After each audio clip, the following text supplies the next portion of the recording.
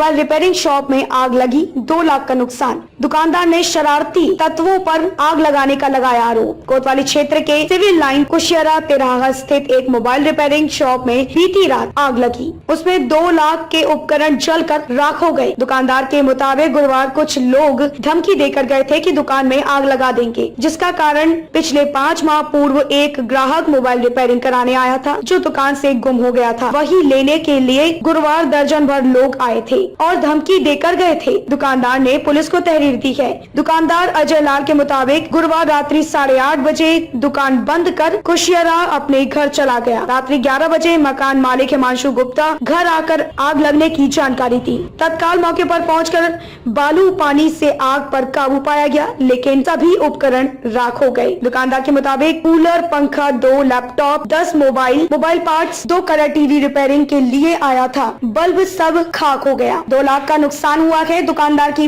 माता सुनीता देवी ने बताया कि समूह से 3 किस्त में 50-50 हजार लिया गया था। सब नुकसान हो गया। दुकानदार ने रजपुरा पुलिस चौकी को तहरीर दी है। पुलिस जांच कर रही है। 4 टीवी न्यूज की कवरेज कमलेश सिंह की खास रिपोर्ट। मिला था सर, यहाँ कैसे आग लगी की जानकारी बता सकते हैं? ये जानकारी नहीं है, बस खाली ये जानकारी है कि रात को 11 बजे जो है जब हम आवाज़ आने लगी, सामान जलने लगा।